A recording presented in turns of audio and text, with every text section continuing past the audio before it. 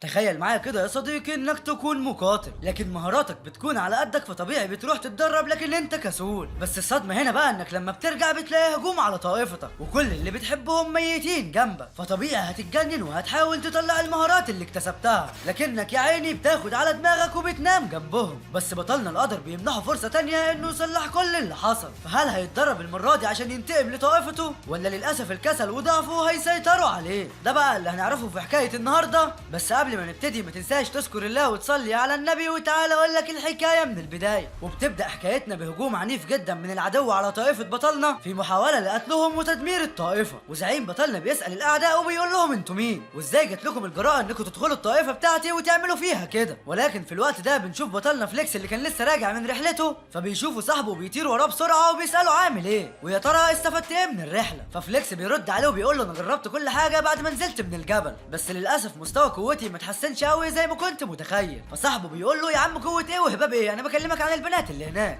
ده انت التدريب لحس دماغك خالص. ففليكس بيقاطع في الكلام وبيساله هو انت رجعت للهباب ده تاني يا جدع؟ بقى قول لي امتى هتبطله، ده انت جبت لنا العار. فصاحبه بيقول له يا عم احنا مش هنخلل في الدنيا، خلينا ننبسط شويه، وبعدين انت فاكر اننا هنعمر زي اللي في خيالك؟ انسى يا حبيبي. بس فيليكس بيسيبه فورا وبيروح على الطائفه، لكنه بيروح معاه. وعلى الجانب التاني بيكون قائد الطائفه عمال بيتحط عليه، والشخص المجنون ده بيطعنه بسيف وبيخلص عليه، وبيقول له للاسف انا كنت فاكرك خصم لكنك طلعت ضعيف قوي. وفي الوقت ده بيكون فيليكس واصحابه وصلوا، وصاحبه بيقول له ايه ده، امال فين الحراس الاغبياء دول؟ ده اهمال وانا مش هسكت عليه ولسه هيدخل، بس بيتضرب بالسيف وبيموت. بس فيليكس بيشوف ده وبيتصدم من اللي بيحصل وبيبدا يهاجم العدو هو كمان، بس العدو بيسدد له ضربه بالسيف بتجيب اجله وبيقع ميت. وبطلنا بياخد انفاسه الاخيره وبيقول للاسف انا ما قدرتش اكون البطل اللي كنت بحلم اكونه، وبيموت بطلنا. لكن الصدمه بقى ان تاني يوم بنلاقي صاحبنا بيقوم مخضوض وبيقول لنفسه ايه ده، هو انا مش مت ولا ده كان مجرد حلم؟ وبيحاول يلاقي تفسير للي حصل، بس بيجي من وراه تلميذ اسمه تشيونج بيقطع افكاره، وتشيونج بيقول له ها هتكمل المعركه ولا هتستسلم كالعاده يا ضعيف؟ ففيليكس ما بيكونش مصدق نفسه وبيقول ايه ده، معقول ده مكان المسابقه اللي خسرت فيها من 10 سنين؟ وقتها انا خرجت من الجوله الاولى على ايد تشيونج عشان هو ده ابن الشخص اللي رتب لي المسابقه اصلا، لكن شكل كده القدر كان لطيف معايا واداني فرصه جديده. فدلوقتي بقى جه الوقت اللي هموت نفسي فيه في التدريب عشان اقدر انتقم لطائفتي وكل اصحابي اللي ماتوا غدر. وتشيونج بيقول له ما تنجز يا عم وما تضيعش وقتي، وبيقول له انا محظوظ جدا ان هلاعب واحد فاشل هيتغلب في ثانيه زيك. وبتبدا المنافسه وبيطلع كل واحد سيفه وعلى طول بيهاجموا بعض بيها، لكن بيتصدم تشيونج من قوه فيليكس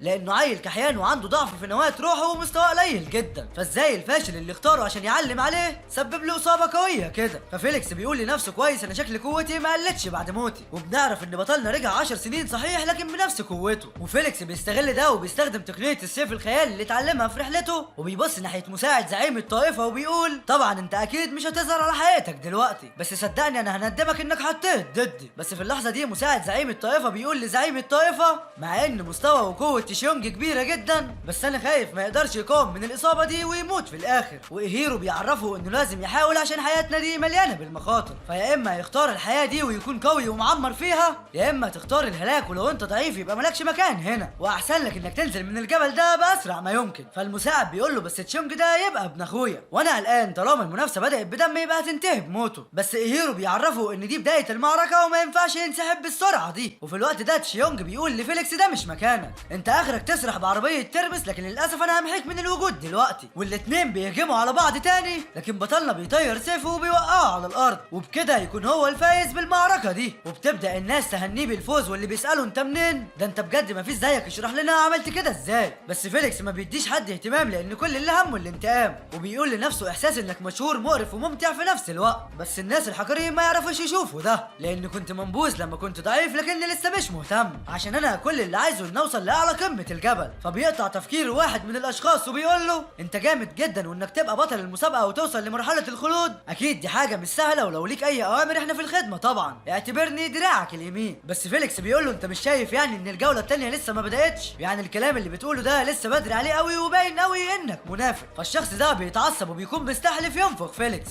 وبعدها بنشوف مجموعه من الشباب متلمين على ولد وشكلهم كده ادوا له علقه محترمه، وفي واحد منهم بيقول له انت ازاي جات لك الجرأه انك تغش؟ انت ما ينفعش تكون تلميذ داخلي هنا واحنا هنبلغ عنك. فالولد بيرد عليه وبيقول له بس انا ما غشيتش لان مهاره السيف اللي استخدمتها مش للمبتدئين حتى، ده بضربه من سيفه وقعتني في الملعب وخسرتني المنافسه. فبيتعصب الشاب وبيقول له انا هعلمك الادب يا حقير، عشان تعرف تخسر تاني انت لازم لازم تنزل من الجبل ده فورا دلوقتي، ولسه هيسدد له ضربه كمان. بس فيليكس بيتدخل وبيمنع الشاب ده من انه يضربه، وبيقول له مش معنى ان حد تبعك خسر فتنتقم منه، ولا تحب اقول لزعيم الطائفه على اللي بتعمله ده. وبعدها فيليكس بيزقه وبيساله انت نسيت التعليمات ولا ايه؟ اللي هيقاتل بدون منافسه بيطرد من الجبل فورا. فالشاب بيقول للولد ماشي مع انك خسرت امبارح، بس واضح قوي ان الحظ المره دي خدمك وانا هسيبك تمشي النهارده، لكن خاف على نفسك بعد كده لو اتكررت تاني. وفي اللحظه دي بيضرب جرس المسابقه اللي بيعرفهم ان الجوله التانيه هتبدا خلاص، فالكل بيجري عشان يلحقها. بس الشاب ده بيقول لفيليكس خلينا نشوفك بقى تصمد الجوله التانيه ولا لا. وبعدها بيكون ايهيرو شرح لهم التعليمات، لكن الولد اللي بالمناسبه اللي اسمه راندي وفيليكس بيوصلوا متاخر وما بيعرفوش اي حاجه من اللي قالها الزعيم. فراندي بيقعد يصيح لانه خايف يخسر ويجيب العار لعيلته، وبيسال هو ليه الحظ مش بيخدم الواحد كذا مره. ففيليكس بيقول له العياط ملوش لازمه يا حبيبي، واسكت بقى شويه بدل ما اخبطك كفه اقلبك على ظهرك تاني. وفيليكس بيكمل كلامه وبيقول له بما اننا ما سمعناش التعليمات تعال نشوفها ونحاول نفهمها عشان هي مكتوبه هناك. فراندي بيتفاجئ وبيسال ايه العبط ده؟ طب طالما هي موجوده ليه هايرو بيجي بنفسه ويقولها هو؟ لكن فيليكس بيقول له خد بالك، وبيلاقي هجمه من الشاب اللي فيليكس كسفه ده، فشكله كده لمله اصحابه وعايزين يعلموه الادب. والاشخاص دول بيتريقوا عليهم، وواحد منهم بيقول لهم ما تخلوا المنافسه جماعيه لحسن هتبقى ممله لو واحد لواحد، ده غير انك لما تخلص من خصوم اكتر فرصتك في الفوز هتكبر. والشخص التاني بيقول له احنا نربطهم ونتعامل معاهم بطريقتنا. فراندي بيقول هو يوم باين من اوله، التلاته دول هيعملوا مننا بطاطس محمره. بس قبل ما يتحركوا من مكانهم اصلا بيكون عمنا فيليكس مكتفهم في الشجره اللي وراهم. وراندي بيتفاجئ وبيساله ازاي عملتها بالسرعه دي. ففيليكس بيرد عليه وبيقول له والله الحياه علمتني كتير، وكمان خلتني ما اخافش من حاجه واواجه مشاكلي بنفسي، وبطل بقى اسئله ورغي كتير عشان زمن المنافسه بدات. بس بطلنا بيقول لنفسه انا لو كنت زمان كنت هبقى خايف زيه، لان بمستواي القديم كنت مستحيل اقدر على 3 اشخاص لوحدي، عشان كده لازم اطور نفسي اكتر لان القوه دي شيء مدهش جدا. وبعدها بنشوف مجموعه من الشباب بيخلصوا على المتسابقين عشان ياخدوا منهم بطايقهم، ودي بتكون مهمه الدخول الجوله اللي جايه، لان هدف الجوله دي هو تجميع اكبر عدد من البطاقات. بس واحد من المتسابقين بيقول له ارجوك لا، انا كنت كل يوم بصحى اتدرب عشان احقق حلم عائلتي، فارجوك بقى سيبنا اكمل عشان ده حلمي وحلم ولادي. لكن المجرم بيعرفه ان عشان تفوز في الحياه دي وتبقى مخلد لازم انك تقتل الرحمه من قلبك، لان 20 طالب بس هم اللي هينضموا للطائفه، فلو انت ما كنتش من النخبه لازم تستخدم ذكائك شويه. بس في بنت بتيجي وبتقول له حتى لو كنت قوي او مستواك عالي ما ينفعش تعامل حد بالشكل ده، ده يعتبر تعدي. فالشخص ده بيقول لها بكل برود كده والله لو مش عاجبك يا حبيبتي تعالي وانقذيه. فالبنت بتتعصب من كلامه وبتهجم عليه، لكن الشخص ده بيصد ضربتها بكل سهوله، بس بيتصدم ان البطاقه اللي معاه اتدمرت من هجماته، فبيتعصب عليها وبيروح يهاجمها هو كمان. لكن البنت بتكون ذكيه وبتوقعه في فخ وبتقبض عليه وبتقول للكل تعالوا خدوا بطايقكم. بس الشخص ده بيدمر الفخ وبيقول لها مش بالسهوله دي يا حبيبتي. وبعدها بنرجع لراندي اللي بيقول لفيليكس ان الغابه كبيره قوي والبطاقات دي صغيره جدا وصعب اننا نلاقيها بسهوله. ففيليكس بيقول له لا مش صعب ولا حاجه، ده انت اللي فرفور خالص،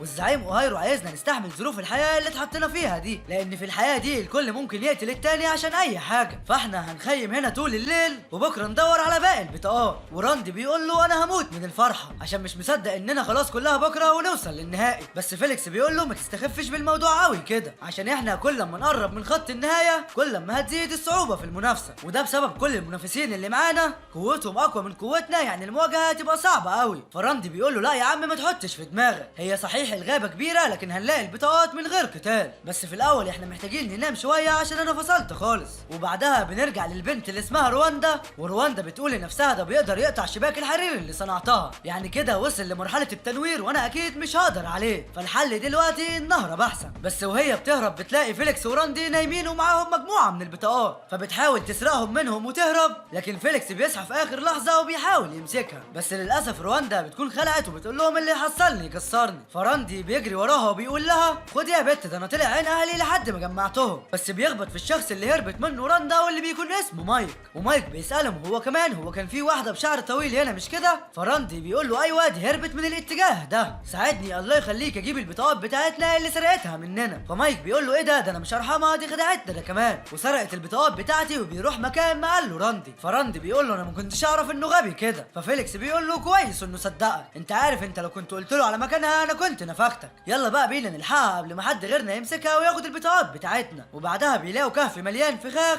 وبيدوروا عليها جواه، بس فيليكس بيشغل دماغه وبيلزق في الصخور عشان يبعد عن كل الفخاخ، لكنه بيقع في فخ بسبب ان رواندا كانت عامله حسابها. فرواندا بتقول له ما تقلقش هتقدر تفك نفسك بس بعد ساعتين يا حبيبي، وانا للاسف هكون اكون اختفيت وبقى قابلني بقى لو لقيتني. لكنها قبل ما تمشي بتساله وبتقول له هو انت شفت النمط ده قبل كده في طائفه دنجان؟ ففيليكس بيقول لها ايوه ده نمط اللوتس، بس انا مش هقول لك على حاجه يا خنزيره. فرواندا بتقرب منه وبتقول له انت مخبي ايه عليا انت؟ ففيليكس بيستغل ده وبيرمي عليها تعويذه التثبيت، فبيرد وبيقول لها طول ما انا في الكهف هنا هتفضلي معايا لحد ما افك الهباب ده. وبيسمعوا صوت وحش جاي عليهم، ففيليكس بيقول لها الحمد لله انك الاولى، اكيد هيشبع بيكي ويسيبني انا. فرواندا بتعرفه ان كل ده غلطته هو لانه معفن وجري وراها عشان بطاقتين. لكن فيليكس بيقول لنفسه ايه الغباء ده، ما انا لو ما استخدمتش قوتي الحقيقيه اكيد الوحش ده هيتعشى بيها. ففيليكس بيستخدم قوته وبيفك ايده بصخره وبيضرب الوحش بالصخور عشان يمشي. ورواندا بتتصدم وبتساله انت ازاي عندك القوه دي كلها؟ هو انت اهلك كانوا بياكلوك ايه وانت صغير؟ بس فيليكس بياخد البطاقات منها وبيقول لها دي بقى اتعاب اني انقذتك. فرواندا بتعرفه انه كده مش بطل وهو مستغل. لكن فيليكس بيقول لها على الاساس يعني انهم بتوعك؟ سلام يا حراميه. فرواندا بتقول له طب فك حتى التعويذه دي، ولا انت بتستوى عليا عشان بنت ضعيفه لا حول ليا ولا قوه؟ ففيليكس بيرجع لها وبيفك التعويذه عشان الوحش ما يرجع لهاش،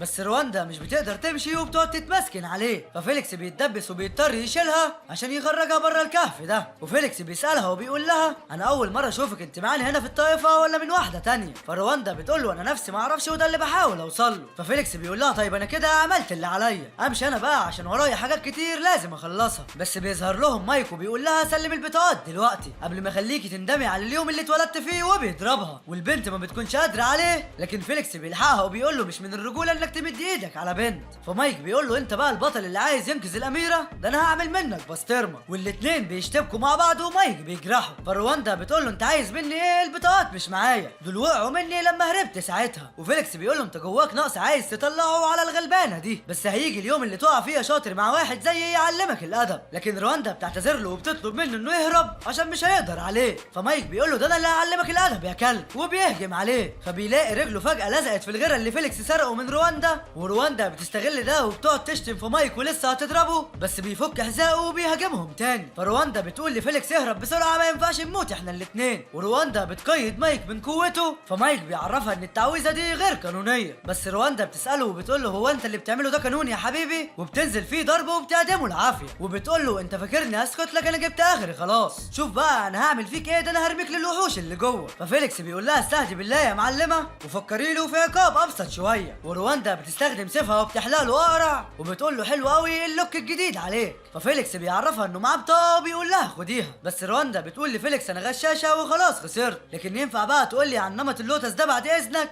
بس في اللحظه دي بيجي راندو وبيقول له انا ما لقيتش البنت. فالمعلم فيليكس بيلاقيها مشيت، لكن بيقول له اكيد رجعتهم، يلا يا فاشل قدامي في تجمع لازم نحضره. فراندي بيقول له على الطلاق انت اجدع من ابويا نفسه، يلا بينا. وبعدها بنروح للاجتماع بنلاقي اوهيرو بيقول لهم انه اختار من السبعه اللي حاضرين عشان ينضموا لطائفه دنجان. بس بيظهر مايكو بيقول لهم استنوا انا اتاخرت بسبب الحيوان ده، بص عمل فيا ايه. والكل بيستغرب ان ده مايك وبيستغربوا وهو قرا عليه. ففيليكس بيقول لهم اصله اتحداني ولما غلبته عملت فيه كده، والكل بيحفل عليه. فمايك بيقول له ده انا هقتلك يا ابن الكدابه. بس اوهيرو بيقول له خلاص المنافسه انتهت وانت خسرت ومفيش قتال، وبعدين يا بجح انت راجع اصلا من غير بطاقتك. لكنه بيعرفه انه هيديله فرصه في الخفا عشان يقدر ينتقم. وبنعرف ان مايك ده يبقى قريب اوهيرو. فمايك بيقول لنفسه والله لا اخد حقي منك يا فيليكس انت ورواندا، انا مش هرحمكم انتوا لسه ما تعرفوش انا مين. وبيروحوا كلهم للطائفه وبيستلموا السيوف الخاصه بيهم. ففيليكس بيساله العبيط ده بيعمل ايه هنا، لكن اوهيرو بيعرفه انه يستاهل فرصه لانه تلميذ قوي. وبعدين انت مين عشان تعدل عليا؟ وبعدها بيستلموا السيوف ومايك بيتريق على راندي وفيليكس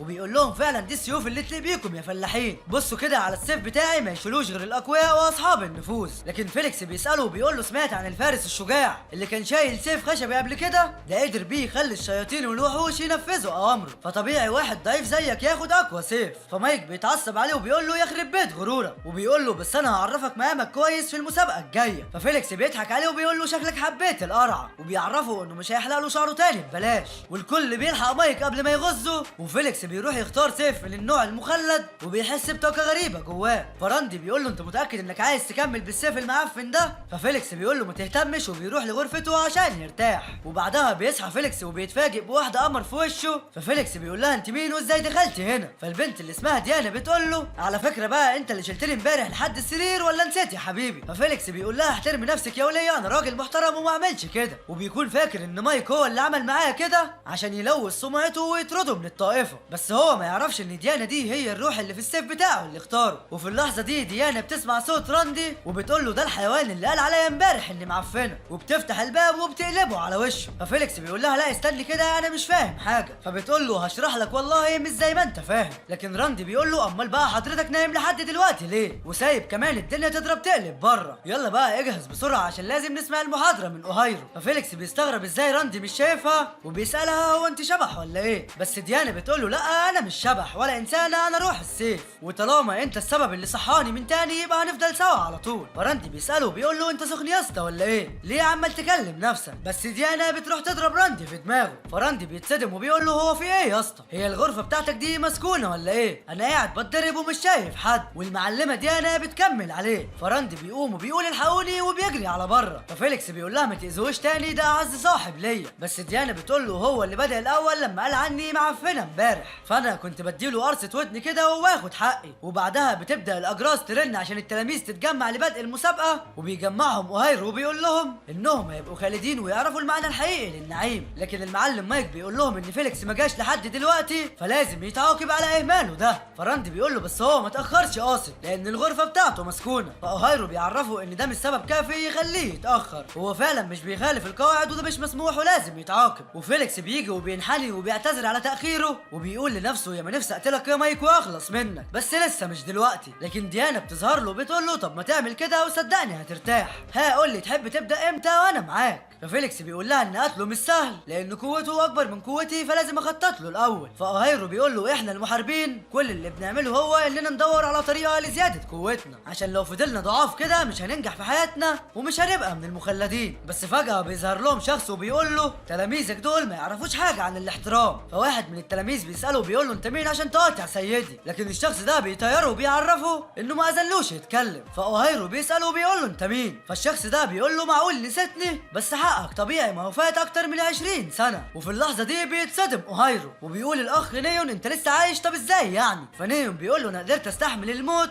حتى بعد ما اتفقت عليا معاهم وسممتوني، عشان كده بقالي 20 سنه بخطط لليوم اللي هنتقم فيه منك يا اوهايرو وارجع تاني لمنصبي. فاوهايرو بيقول له لا يا جدع انت بتقول ايه؟ انا ما اقدرش اعمل فيك كده، ده وقتها القائد طلب مننا نقتل الدب الاحمر وانت اللي سبتني لوحدي واختفيت، وساعتها انا فضلت ادور عليك فتره طويله. وبيقول له عامل ايه دلوقتي يا حبيبي؟ وبيقول له كمان ما تفهمنيش غلط، اللي نقلني المنصب ده هو القائد بنفسه، وانت فاهم بقى ان ما اقدرش اقول له لا، بس انا هديك منصب القائد لو عايزه. فنيهم بيقول له انت كداب يلا، انا وانت كنا مع بعض وقتها والتسمم ظهر عليا ساعتها، طلبت منك تساعدني بس ردة فعلك انك ضربتني من ظهري عشان تموتني ورميتني من الجبل، وسبب محاولة قتلك ليا انك عرفت اني هستلم القيادة. فاوهايرو بيقول له اخرس وكفايه كده واخرج يلا بره المكان الشريف ده، ولسه هيهجم عليه. لكن نيوم بيقول له ان ده تلميذي تود واتدرب على ايدي 10 سنين، خلي بقى حد من تلاميذك يواجهه ونشوف خبرتك قصاد خبرتي. فاوهايرو بيساله بيقول له انت خايف عشان اعلم عليك؟ على العموم ماشي يا عم، وبيستدعي كل التلاميذ.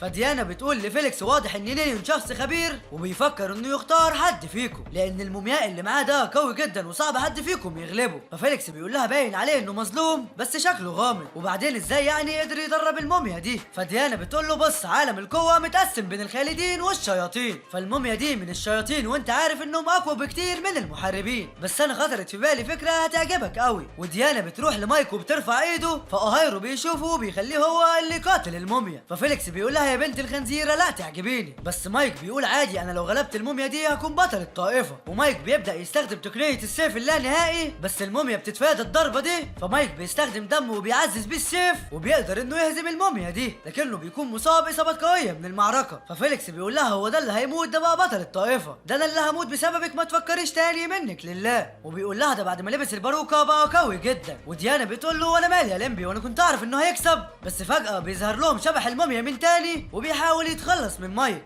فديانا بتقول لفيليكس يلا جه دورك وريهم انك البطل. ففيليكس بيقول لها انت عايزاني اواجه الوحش ده؟ اكيد مش هعمل كده. بس ديانا بتقول له يا عم امسك السيف بس وسيب الباقي عليا انا. ففيليكس بيهاجم الموميا وبيقطع رجولها، فالكل بيستغرب هو ازاي سريع بالشكل ده، ومايك هو كمان بيساله انت ازاي عملت كده؟ ده انا ما قدرتش. بس فيليكس بيقول له بسيطه عشان انت غبي. فمايك بيقع يغمى عليه وديانا بتقول له حرام عليك دي ردت في صدره قتلته. وبعدها اوهايرو بيدخل وبيتخلص من الموميا، لكن ده ما بيأثرش في نيون وبيقول لهم كلكم هتموتوا النهارده لان مفيش مكان للهروب. فنيون بيعزز قوه الموميا دي الاضعاف، بس كل التلاميذ بيتحدوا عشان يخلصوا عليها، لكن الموميا بتقدر تستخدم بتستخدم السحر الشيطاني زي نيون وبتعمل تعويذه في كل مكان واللي بتلمسه بيتشل. ففيليكس بيخاف على راندي وبيجري بسرعه عشان يحميه، بس ديانا بتعرفه ان القوه دي مش سامه. وفي اللحظه دي بيدخل المعلم اوهايرو وبيستخدم قوته وبيقدر انه يطهر المكان ويفك السحر الشيطاني اللي عمله نيون على تلاميذه، والكل بيكون مبهور بقوه المعلم حتى فيليكس. ففيليكس بيتصدم وبيقول لنفسه ان المعلم اوهايرو قوي جدا، امال ازاي بعد 10 سنين حد قدر يقتله عادي؟ معقول الخصم ده يكون مش طبيعي؟ وفي الوقت ده واحد من تلاميذ اوهايرو بيحاول يغدر بنيون وبيجي من ظهره وبيطعنه بسيفه، بس نيون بيخرج منه وحش وبياكل كل تلاميذ اوهايرو، والكل بيكون مصدوم من الشيء الغريب ده. فنيون بيضحك وبيقول لهم دي نهايه الكل، عشان زي ما قلت لكم مفيش حد هيقدر يهرب مني. فديانا بتعرف فيليكس ان الوحش ده قوه روحيه، وبتفهمه ان زمان كان الحرفيين بيصنعوا الاسلحه وكانوا بيستخدموا الحيوانات في تصنيعها، ده غير انهم احيانا كانوا بيقدموها كقرابين للوحوش عشان تساعدهم، عشان كان عندهم اعتقاد ان قوه الوحوش بتحسن من السلاح. لكن عشان تستعمل القوه دي صح محتاج تقوي من مهارتك الروحيه الاول، زي بالظبط اللي عمله مايك عشان يستخدم قوه التنين الاحمر، ده غير انك محتاج تقدم دمك عشان تقوي سيفك وتهزم العدو. ففيليكس بيقول لها انت قصدك ان نيون وصل للقوه الروحيه دي علشان كده هو مليان بكل الطاقه دي؟ فنيون بيقول لهم فضلت اقوي في التعابين دي لسنين كتير، والنهارده كلكم هتكونوا وجبه ليهم اكراما لتعبهم معايا طول السنين اللي فاتت. فاوهايرو بيقول له انت جاي هنا عشان تقتل الابرياء والضعفاء ومقتنع بنفسك انك قائد؟ طب ازاي يا معلم؟ بس نيون بيعرفه انه مش مهتم بالمنصب الغبي ده، وبيقول له انا جاي هنا مخصوص عشان اقتلك واخد حقي. وفي الوقت ده فيليكس بيفتكر نمط اللوتس وبيتفاجئ وبيقول معقوله ممكن تكون دي التقنيه المطلوبه للفوز بالقتال. وفي الوقت ده نيون بيقول لاوهايرو استعد للموت، وبيسيب التعبان الروحي العملاق بتاعه على اوهايرو. فالتعبان سرعان ما بيهجم على اوهايرو وبيبلعه في ثانيه، فالكل بيتصدم انه اوهايرو مات بالسهوله دي. بس فيليكس بيقول لهم مات ايه يا اغبياء، دي لسه بدايه المعركه. وفعلا في اللحظه دي بتظهر لهم ساحره جميله، ودي بتبقى قوه روح السيف بتاعه اوهايرو. فالساحره دي بتستخدم كل قوتها عشان تطرد قوه الشياطين دول، لكن الموميا بتعزز قوه التعبان فما بتقدرش عليهم. فديانا بتقول لفيليكس استعد بسرعه عشان دلوقتي انا هعلمك قوه السيف المجهوله دي. بس فيليكس بيقول لها بس انا لحد دلوقتي لسه في المستوى الاول. فديانا بتعرفه ان كل اللي محتاجاه منه انه يركز على سيفه، وفيليكس بيركز كل طاقته على سيفه، فالسيف بيتوهج بشكل غريب، وديانا بتاخد فيليكس والاتنين بيتقضوا على الموميا وبيخلصوا عليها، والساحره بتستخدم قوتها وبتخلص على التعبان. فنيون بيشوف وحشه اللي مات قدامه فبيهرب بسرعه، بس بيهدد اوهايرو انه هيرجع وينتقم منه قريب جدا. فالكل بيكون عايز يستغل انه عجوز وبطيء ويروحوا ينفخوه، لكن اوهايرو بيمنعهم وبيطلب منهم يعملوا المهم الاول، وهو مساعده الاشخاص المصابين بعد المعركه. وبعدها اوهايرو بيروح لفيليكس وبيقول له انت عملت اداء مدهش وقتلت الوحوش، عشان كده انا رفعت عنك العقاب، بس السيف اللي معاك ده قوي جدا وكانه خالد، انت جبت السيف ده منين عرفني؟ ففيليكس بيتوتر وبيقول له انا خدت السيف ده من غرفه الكنز امبارح. فاوهايرو بيقول له وريني كده السيف ده. وفي اللحظه دي فيليكس بيكون عايز يجري، بس ديانا بتقول له عادي اديله السيف. ففيليكس بيعمل نفسه عبيط وبيعرفه انه مش بيعرف يختار كويس في السيوف، وبيقول له ارجوك علمني ازاي استخدم السيف. فاوهايرو بياخده منه وبيقول لنفسه ده ما فيهوش اي استجابه روحيه، ده مجرد حته سيف عادي جدا، وواضح ان بقيت اخرف كتير الفتره دي، والولد ده شكله مغشش ولا حاجه، ودي شكلها قوته الحقيقيه. واوهايرو بيقول له المعلم جيان عايزك تتطوع للجناح بتاعه، فانا هخليك تروح للدور الثاني من غرفه الكنز عشان تختار سيف تاني غير المعفن ده ويكون احسن من بتاع مايك حتى. بس بيعرفوا انها غريبه لان السيوف في غرفه الكنز كلها المفروض مخلده. ففيليكس بيرد عليه وبيقول له طبعا يا قائد، لكن انا فقري فعادي جدا، وكمان عشان الواحد محتاج يشتغل على نفسه شويه عشان يقدر يترقى بسرعه في مستويات القوه برضه. فاوهايرو بيقول له شكلك كده هتعمر معانا. وبعدها بيروح فيليكس وراندي لغرفه الكنز، فراندي بيقول له شفت القائد وقوته، ده عمل حركه واحده قتل كل الشياطين، ده غير حركه الاتجاهات العشره بالسيف بتاعه خلى العدو كان هيعملها على نفسه. هو معقول يكون اقوى واحد في العالم ده ولا انا بافور؟ بس فيليكس بيقول لنفسه القائد اوهايرو ده وراه اسرار كتير انا لازم اعرفها. وفيليكس بيقول لراندي يا ابني الدنيا مليانه مواهب ومهارات، فممكن انك تلاقي الاحسن منه بكتير عادي جدا. بس فجاه بيلاقوا شاب بيجري وبيقول امسكوها قبل ما تهرب، فراندي بيوقفه وبيساله نمسك مين وايه اللي حصل. فالشاب ده بيرد عليه وبيعرفه ان في بنت دخلت المكان وضربت حد من زمايلها واتصاب، فاحنا بنحاول نلحقها. ففيليكس بيقول لنفسه بنت؟ لا يا رب ما تكون رواندا، بس للاسف اكيد هي، انا عارفها مجنونه وبتوقع نفسها دايما في المشاكل، لان هي قالت لي قبل كده من نفسها انها هتيجي تدور على نمط اللوتس، فاحسن لي بقى اني ما اتدخلش في الموضوع وخليني في حالي. بس ديانا بتغير وبتتعصب عليه وبتقول له انت تعرف البنت دي منين؟ ففيليكس بيعرفها انه شافها في الجوله الثانيه، لكنه لسه ما يعرفش اذا كانت هي ولا واحده ثانيه اللي عملت عملت كده، فتهدي بقى شويه واهدي على نفسك. بس ديانا بتجيب اخرها معاه وبتفضل تزعق له وبتقول له انا ما كنتش اعرف يا اخويا ان الستات حواليك زي الرز. لا وقال ايه عامل لي فيها غلبان، تعالى ورايا يلا. وبتقول له انا عايز اشوف البنت دي دلوقتي وبتاخده غصب عنه. وفي الوقت ده راندي بيقول للشاب طب اسيبك انا دلوقتي واروح ادور عليها، ولما همسكها هبقى اعرفك سلام يا كبير. ففيليكس بيقول لهم احنا تلاميذ القائد، وطالما هو قال نلاقيها يبقى لازم ننفذ اوامره. يلا يا راندي بسرعه انا هساعدك. والشاب بيقول لراندي الواد ده متحمس على كل حاجه كده. وبعدها بيروحوا يدوروا على اللصه دي، وراندي بيلاقيها بس فيليكس بيكتم بقه وبيقول له اخرس يا غبي عشان دي صاحبتي، يلا بقى ساعدني عشان ابعدهم عن هنا بسرعه. فراندي بيمسك طوبه وبيحدفها بعيد وبيقول لهم اهو انا شفتها مشيت من الطريق اللي هناك، وبيجروا كلهم على هناك. ففيليكس بيقول لها اخرجي يا بلوة حياتي يلي هتودينا في داهيه قريب. فرواندا بتقول له انا ما كنتش متوقعه ان يبقى في حراسه كبيره كده، بس الحمد لله ما حدش مسكني وقدرت اهرب. فديانا بتتمسخر عليها وبتقول هي دي يا عم، ده انا كنت فاكراها شبه جورجينا ولا حاجه، دي طلعت شبه ابن عمي اللي اسمه مينا، بس برضه ده ما يمنعش ان نعلمها الادب عشان قربت منا. ففيليكس بيقول لها اياكي تعملي لها حاجه انت فاهمه. فرواندا بتقول له اعمل ايه انا مش فاهمه. ففيليكس بيتوتر وما بيبقاش عارف يقول لها ايه، بس بيرد عليها وبيقول لها انا قصدي انك جيتي في الوقت الغلط يعني، لان حصل هجوم النهارده فالقائد اوهايرو امر بقفل البوابه الرئيسيه. فرواندا بتقول له عشان كده الكل منتشر في المكان وبيحسبوني تبع العدو والكل حاول يقتلني، عشان كده ما كانش قدامي غير ان اضربه واهرب منه بسرعه. وفيليكس بيقول لها طبعا وعايزاني اساعدك تلاقي نمط اللوتس مش كده. فرواندا بتقول له احلى حاجه فيك انك فاهمني. وفيليكس بيعرفها انهم لازم يتحركوا بسرعه عشان تلحق تخلع. وبعدها بيروحوا لجبل زهره اللوتس بعد مسافات وبهدله طويله ومحاولات تخفي من سوق الجمعه، لكن محدش قادر يقفشهم. وفيليكس بيعرفها ان هو ده نمط اللوتس اللي على الجبل. فرواندا بتقول له ايوه جدتي قالت لي لو اقدر استخدم النمط ده ممكن الاقي البطل اللي يحمي قبيلتي تاني، فهل هتقدر تساعدني الاقيه يا فيليكس؟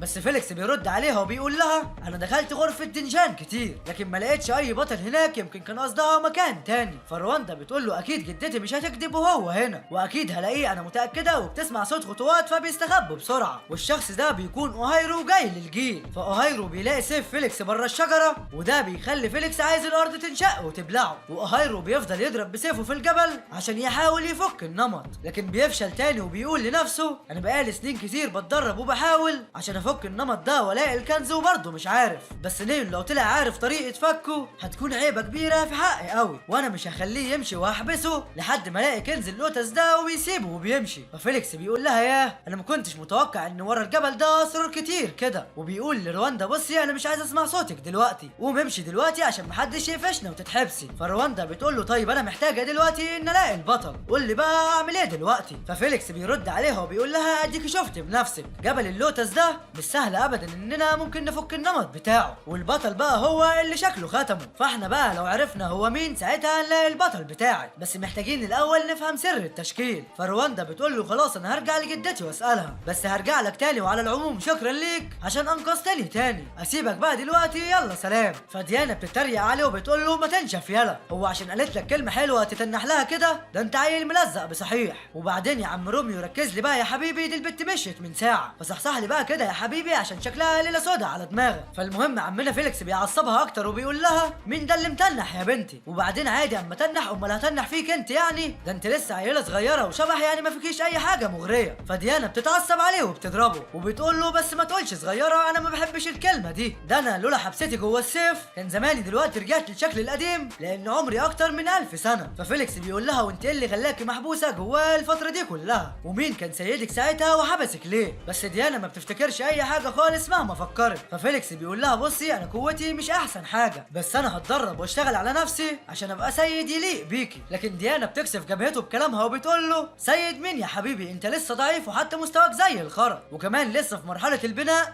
انا ايه اللي خلاني اتص في نظري واختارك انا مش عارفه، وكان ماله مايك على الاقل احلى منك ومش بتاع بنات. والكلام بينزل زي الطعنات على دماغ المعلم فيليكس. وبعدها فيليكس بيقول لها طب ساعديني وقولي لي احسن مهاراتي ازاي، انا عارف ان موهبتي ضعيفه مش معقول هفضل خايب كده طول حياتي، لا وكمان سيفي بيتنمر عليا، انا حرام اللي بيحصل لي ده والله. فديانا بترد عليه وبتقول له بص هو مفيش طريقه تانية تبقى مشتركه ما بيننا، بس الطرق العاديه كتير ممكن تساعد نفسك بيها، يعني في الاول كده لازم تكمل بناء جسمك، فممكن تاخد اكسير تقوي الطاقه الروحيه جواك. ففيليكس بيسالها طب ودي اجيبها منين؟ فديانا بتعرفه ان ده دواء من الدرجه الخامسه استخدموها زمان للهجوم على الرهبان القديمه، واكيد موجوده منه في غرفه الكنز. ففيليكس بيقول لها جيت تكحليها عمتيها؟ ما هو ده مستحيل هو كمان، ما انت انت شفت القائد بنفسه وما عرفش يفتحها. فديانا بتقول له انا ممكن اساعدك لو بتستخدم القوه السحريه. ففيليكس بيقول لها نعم يا اختي، عايزاني ابقى شرير وفي الاخر يرموني بره جناح دنجان؟ فديانا بترد عليه وبتساله هو انت فاكر يعني كل اللي حواليك طيبين؟ ده انت عندك السيف هو اللي استخدمه قائد شجاع، لكن الروح اللي فيه روح شيطان، يعني الدنيا زي السيف مفيش اختلاف ولا امان. بس فيليكس بيسالها وبيقول لها طب مش الشياطين بيقتلوا في الناس وكمان قلوبهم ما فيهاش اي رحمه؟ فديانا بترد عليه وبتعرفه ان المحارب تيان القديم كان اصله شرير، وبتقول له برضه اهلك ما كانوش ناس كويسين قوي يعني، بس في فرق قد ايه الشر جوه كل واحد فيهم. بس فيليكس بيقول لنفسه وانا عملت ايه بالخلود؟ بتهزق وخلاص، خليني شيطان احسن واتعلم السحر. فديانا بتقول له خلاص انا هعلمك مهارات السحر، هات ايدك انا همرنك على الرسوم والاوشام، واول حاجه هي مهاره سحب الروح،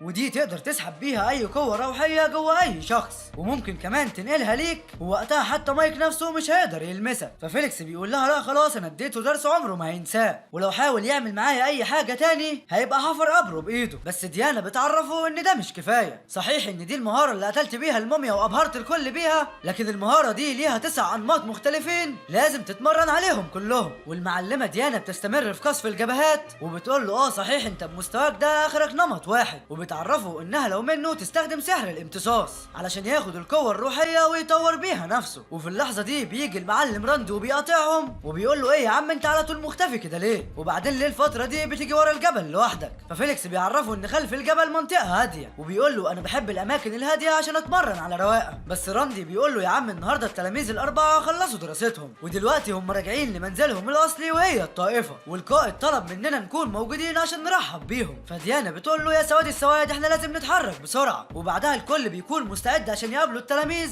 واهيرو بيسال هو الكل موجود؟ فالكل بيرد وبيقول ايوه، بس المعلم فيليكس وراندي بيكونوا جايين زي الحراميه. ففيليكس بيستغرب وبيساله هو التلاميذ دول مهمين قوي كده؟ فراندي بيقول له اخرس بقى ووطي صوتك لحد يسمعك، وطبعا دول مهمين جدا، دول ملقبين بابطال الطائفه، واهيرو ممكن يديهم كل حاجه من موارد او اكسيرات او اسلحه. بس فيليكس بيقول له خد يلا انت جبتنا من مكان غريب وانا اول مره اشوفه وانت عرفته منين؟ فراندي بيقول له عيب عليك، انا عائلتي كلها رجال اعمال والطبيعي ان اتعلم منهم وان اسمع الكل واكون صداقات وعلاقات كويسه. ففيليكس بيقول له رجل اعمال؟ ده انت شكلك ابن بياع خضار. بس راندي بيقول له عيب عليك يا ابني، ده لولا ان اهلي عايزين اطور مستوايا كان زماني ممكن اكون مدير للشركه بتاعتنا. وفي الوقت ده بيوصل التلاميذ الاربعه وبيرحبوا بالقائد واهيرو، واهيرو بيقول لهم اخيرا خلصتوا تدريبكم، ده عدت سنه بره الجبل وعشان كده انا عايزكم تشاركوا التجربه دي مع باقي الطلبه وتعرفوهم بقى انتوا كسبتوا ايه بالظبط عشان تشجعوهم ويبقوا اقوى. وفي واحد منهم بيقول له انا اتدربت العام ده كله في الغابه، وفي واحد من جولاتي اكتشف الدواء السري ده. اما التاني بيقول له انا حاربت وحوش كتير ومختلفه طول السنه دي وقدرت ان اهزم 15 وحش مختلف، وكمان عثرت على الحبه السحريه دي وبيعرفوا انها هديه ليه عشان هو كان ليه الفضل في تعليمه كل المهارات.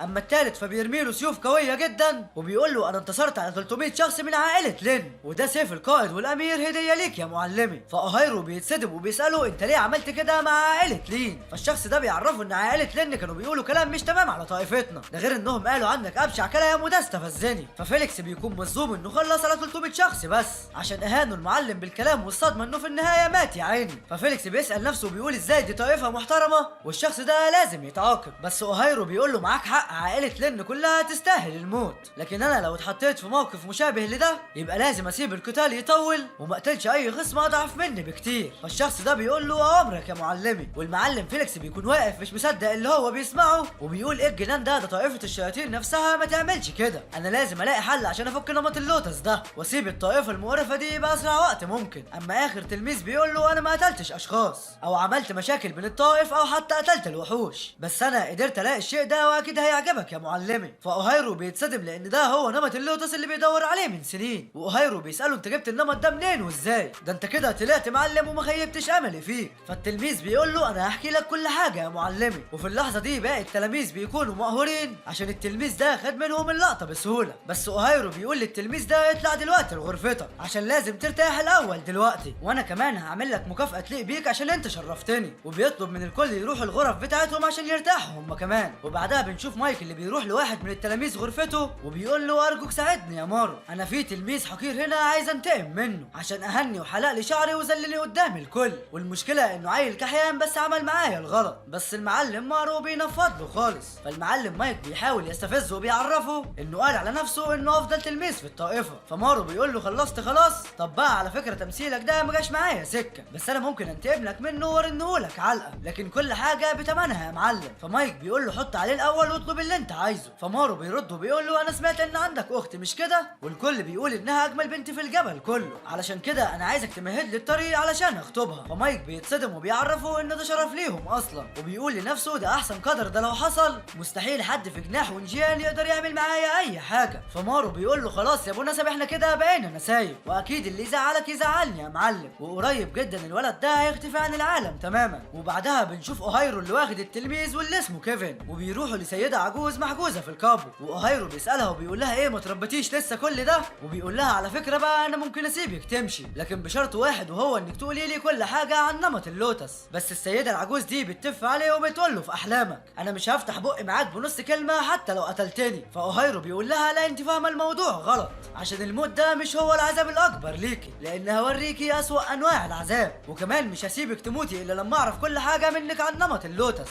وبيفضل يعذب فيها عشان تعترف، وبعدها بنرجع لطائفه دنجان، واوهايرو بيكون عينه على فيليكس عشان هو اقوى عن الكل. وفي اللحظه دي بيجي مرسال للطائفه وبيقول لهم وبيعرفهم ان العمده بعتني هنا عشان عايز مساعده، لان المدينه بتاعتنا بتتعرض لهجوم من ذئب شيطاني، عشان كده العمده طلب مني ان اجي لاقوى جناح في المدينه كلها، لانه مقتنع انك يا سيد اوهايرو تقدر تخلص على الذئب الشيطاني بكل سهوله. بس فجاه مارو بيعتذر من القائد وبيقول له بعد اذنك يا معلم ارتاح وسيب لي انا المهمه دي. فاوهايرو بيقول له بس انت تعبان ولسه راجع من تدريب طويل، فانت بقى ارتاح دلوقتي وانا هخلص عليه بسهوله وارجع بسرعه. بس المعلم مارو بيكون مصمم انه يروح، وبيقول له لا ارتاح يا معلمي انا مش متعه، وبعدين انا لازم اطور من نفسي عشان ما فيش وقت للراحه، بس انت لو عايزني ارتاح انا ممكن اخد تلميذين عشان يساعدوني. فاوهايرو بيقول له خلاص يا عم اللي تشوفه. فمارو بيعرفه انه هياخد معاه فيليكس ومايك. فاوهايرو بيقول له احسنت الاختيار يا ابني، والله ده اوهايرو وفيليكس دول افضل تلاميذ جداد في الطائفه، وانا مبسوط باختيارك ده لان خروجهم من هنا هيكون مفيد جدا لينا. بس راندي بيقول لفيليكس انا مش مرتاح للي بيحصل ده، فخلي بالك بقى عشان قلبي حاسس ان في حوار بيحصل. ففيليكس بيقول له ما انا خدت بالي من بدري، بس هم اللي جابوا لي نفسهم عشان انا مش هحل اي حد يفكر يأذيني. وبعدها بنشوف انهم راحوا عند العمده وماشيين معاه، والكل بيقعد يتكلم والمدينه بتكون زحمه شويه. فبتيجي بنت وبتسال العمده وبتقول له هو انت هتعدي عليا بالليل؟ بس العمده بيقول لها مش وقت وانت شايفه اني مش فاضي اهو. ففيليكس بيقول للعمده لا مؤاخذه يا معلم، لكن المدينه دي زحمه قوي والدنيا فل الفل اهي، امال فين بقى الذئب الشيطاني اللي بتتكلموا عنه؟ فالعمده بيقول له واضح كده ان المرسل ده ما وضحش كويس، عشان الشيطان ده مش في المدينه اصلا، ده في قريه قريبه عن هنا ب10 اميال تقريبا، والحراس شافوه اكتر من مره بعينيهم، يعني الشيطان ده ممكن يخلص على القريه دي ويجي بعدها يهاجم المدينه دي. فمايك بيقول له انت مالك يالا، ايه اللي خلاك تتكلم؟ هو مارو اتكلم عشان انت تتكلم تحترم نفسك شويه. بس مارو بيهديهم وبيعرفهم انه مفيش فرق ما بينهم، واي حد عنده فكره كويسه يناقشها معانا عشان ننجز ونخلص، لكن دلوقتي بقى يلا بينا على بيت العمده عشان نفهم اكتر. بس مايك بيبتسم كده وبيقول لفيليكس يعني انت بقى مش عارف اللي فيها، ده انت كلها شويه وخلاص وهتموت يا معلم. وبعدها مايك بيروح لمارو وبيساله وبيقول له ايه يا عم، امال احنا هنقتل فيليكس ده امتى يا معلم؟ فمارو بيقول له انت غبي ولا ايه، اهدى على رزقك شويه، عشان فيليكس ده تلميذ داخلي ودلوقتي مسؤول مني. فمايك بيساله وبيقول له امال هنقتله في جناح دنجان ولا ايه؟ بس مارو بيعرفهم انهم لو قتلوه في الجناح هيعملوا كارثه، لكن لما هو يموت عن طريق الذئب الشيطاني فالقائد مش هيتكلم معانا ربع كلمه، عشان كده انا هخلص عليه لما تسمح الفرصه، وهيبقى هو مات على ايد الذئب الشيطاني. فمايك بيقول له يا ابن اللعيبه دي دماغ متكلفه بصحيح. وبعدها العمده بيستدعيهم كلهم وبيعرفهم ان ده الحارس اللي شاف الذئب، وبيطلب منه يشرح لهم اللي شافه ويتصرفوا ازاي. فالحارس بيقول له لا يا عم انا كل ما افتكر قلبي بينبض بسرعه، لان من كام يوم كده رحت انا وزملائي نجمع الايجار والمحصول من القريه، بس فجاه هجم علينا ذئب ضخم وفضل يلطش فينا، وده مش مجرد ذئب عادي، ده وحش عملاق، وانا الناجي الوحيد من وسط كل زملائي اللي كانوا معايا. فمارو بياخده على قد عقله وبيقول له ما تخافش انا هاخد صحابي وهنروح نحط عليه.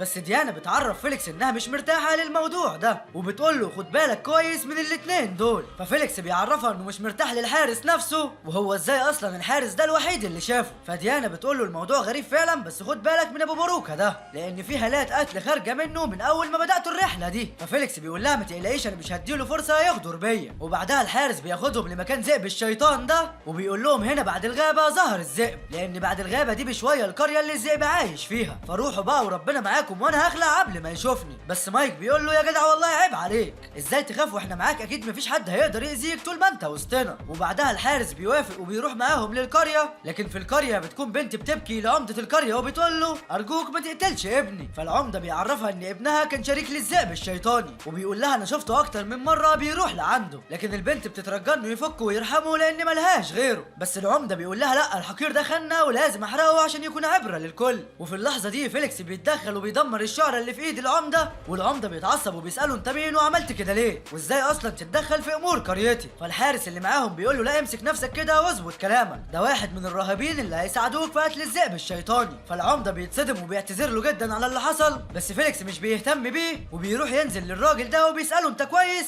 فالراجل ده بيعرفه انه تمام وبيشكره على انقاذ حياته. ومايك بيقول له خد يد هنا، انت عبيط ولا ايه؟ احنا هنا عشان نقتل الذئب الشيطاني مش عشان نحل مشاكل القريه. لكن فيليكس بيقول له يا حبيبي، منع الظلم ومساعده الضعفاء ده هو الهدف الرئيسي من طائفتنا، والا نقفلها احسن. فمايك لسه هيجادل مع فيليكس، بس العمده بيعتذر لهم وبيعرفهم ان الغلط كان من عنده هو، لان رئيس البلديه مات في هجوم من الذئب الشيطاني، وعشان كده قررت ان انتقم منه لانه اتحالف معاه. فمارو بيقول له ايوه اتحالف معاه ازاي يعني؟ احكي لي كل حاجه. فالعمده بيعرفه انه سمعه وشافه، وبيعرفه انه امبارح صحي من النوم وكان رايح الحمام، لكنه سمع صوت الراجل ده وهو بيكلم الذئب الشيطاني، ولما راح عشان يشوف ايه اللي بيحصل طلع فعلا بيكلم الذئب الشيطاني، وكمان امره يمشي من هنا عشان بيدوروا عليه، فكان لازم نخلص منه لانه يعتبر اكبر مصدر تهديد للقريه بتاعتنا. فمايك بيقول له سمعت يا معلم، الراجل ده فعلا طلع خاين، يعني كان لازم تسيبه يموت عشان ياخد جزاؤه. بس فيليكس بيعرفه ان الموضوع ده في سر مخفي، لان اكيد الشخص ده مش هيخون قريته يعني. فالبنت بتقول لوالدها الراهب ده طيب وممكن يصدقك، فليه ما تقولهوش هو كمان السر ده؟ ففيليكس بيقول له قول يا عم السر وما تخافش، وانا موجود هنا عشان احميك. فالشخص ده واللي اسمه اندرو بيعرفه انه فعلا يعرف الذئب الشيطاني، لانه صديقه واسمه نيفو وهو اللي سماه الاسم ده، وبيحكي له ان نيفو ده صديقه من 10 سنين، وبيقول له انا من 10 سنين كنت بصطاد في الغابه، وساعتها وهو ماشي قابل نيفو وهو واقع في فخ ومصاب يا عيني، فحاولت كتير ان اساعده لحد ما انقذته وخدته وعالجت جروحه واكلته كمان. فنيفو حبني جدا وبدا يقدم لي الهدايا والعطايا بكميات مرعبه، وفضل السر مدفون طول ال10 سنين اللي فاتوا دول. لكن فجاه حصلت الصدمه ونيفو ظهر لكل القرويين، مع العلم ان عمره ما هاجم القريه ولا قتل حد طول السنين دي، ده بالعكس كان بيحمي القريه من اي شر او اي هجوم من اي حيوان بري بيفكر يعمل اي حاجه للقريه، لحد ما العمده فرض علينا ضرايب وعلى قريتنا كمان. لا وكمان الحرام انهم ما اكتفوش انهم سرقوا اكلنا ونص محصولنا، دول كمان زودوا علينا الضرايب من غير مبرر. ولما ما قدرتش ان ادفع المبلغ ده كانوا عايزين ياخدوا مني بنتي عشان يشغلوها خدامه بالفلوس اللي عليا، عشان كده نيفو اتجنن وقتل لاول مره في حياته، وبسبب كده القريه اتقلبت وكلهم فكروا وحش مرعب. فمارو بيقول له ايه الكلام ده عكس اللي انت قلته، لكن الاتنين قريبين جدا من بعض. فالحارس بيقول له يا عم انا مالي، ده عمده المدينه هو اللي بيديني الاوامر وانا لازم انفذها غصب عني. فمارو بيقول لاندرو انا اسف بالنيابه عن القريه كلها، وبيقول له تعالى معايا لعمده المدينه وانا هعرفه نيتك وان نيفو مش شرير. فاندرو بيشكره على شهامته وتفهمه، بس مارو بيستخدم قوته وبيعرف ان هو الذئب الشيطاني. فمارو بدون اي تردد بيطلع سيفه وبيتعادوا، ففيليكس بيطلع سيفه هو كمان وبيساله انت بتعمل ايه بالظبط؟ فمارو بيعرفه ان المعلم طلب منه انه يقتل الشيطان ويمحي الشر عن القريه، والتحالف مع الشيطان ده جريمه محدش هيسامحني عليها ابدا. وبعدها مارو بيقول لاندرو ايه يعني الشيطان الذئب سمع صوتك، فليه بقى ما جاش يساعدك زي ما بتقول انه صاحبك يا كذاب؟ فبنته بتفضل تشتم في مارو وبتقول له سيب والدي في حاله يا قذر. فمايك بيقول له خلينا نخلص من دي هي كمان، وبيسحب سيفه وبيروح عشان يقتل اندرو، لكن فيليكس بيقف له وبيمنعه انه يأذيه، وبيقول له يا جدع دي الشياطين بترد الجميل واحنا الراهبين هنقتل المدنيين، طب قول لي ازاي؟ انتوا لو دي طبيعتكم فعلا انا افضل ان اكون شيطان احسن. فمارو بيقول لمايك انت سمعت اللي انا سمعته؟ ده فيليكس بيقول انه عايز يبقى شيطان، فايه رايك بقى لو نخلص عليه قبل ما يبقى شيطان ويأذي الكل؟ فمايك بيقول له ماشي وحلق عليه من الناحيه الثانيه. وفي اللحظه دي مارو بيفعل قوته، ففيليكس بيفهم انه مستحيل يجاري قوته كده فبيفعل كل قوته. فمارو بيقول له لا ده فعلا الواد ده يجي منه بصحيح،